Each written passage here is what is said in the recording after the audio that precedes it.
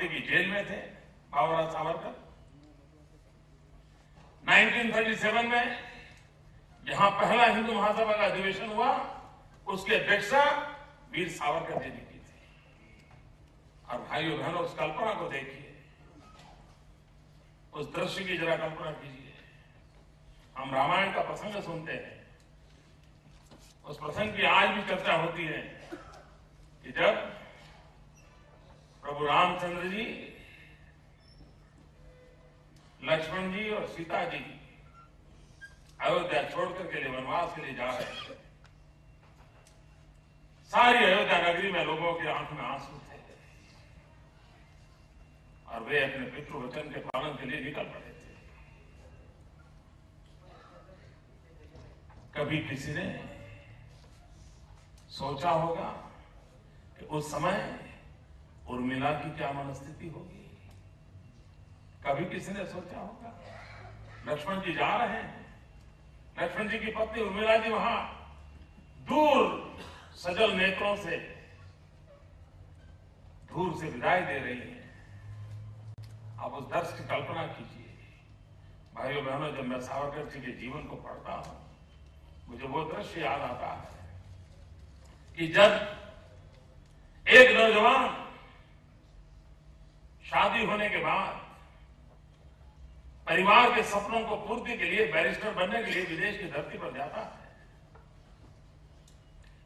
Barrister बन के आएगा, पूरे परिवार के आन शान बन जाएगा, ये सपना हर एक ने देखा होता है। और उस सावरकर जी की पत्नी ने तो कितने सपने संजोए होंगे। जब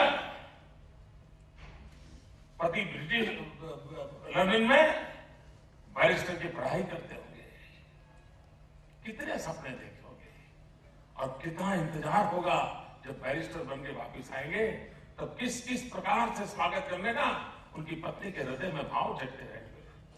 और तब जाकर के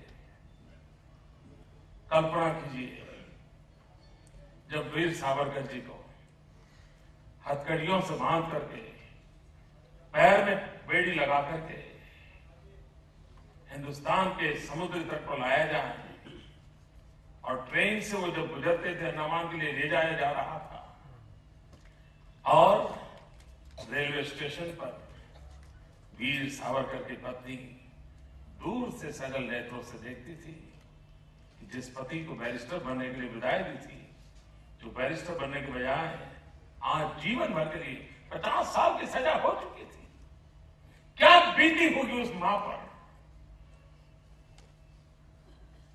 कोई कल्पना कर सकता है? क्या ये घटनाएं हिंदुस्तान की युवा पीढ़ी को प्रेरणा नहीं दे सकती है? लेकिन उसे भुला दिया जाता है। कुछ चंद लोगों की भलाई के लिए हिंदुस्तान के स्वर्णिम इतिहास को नकार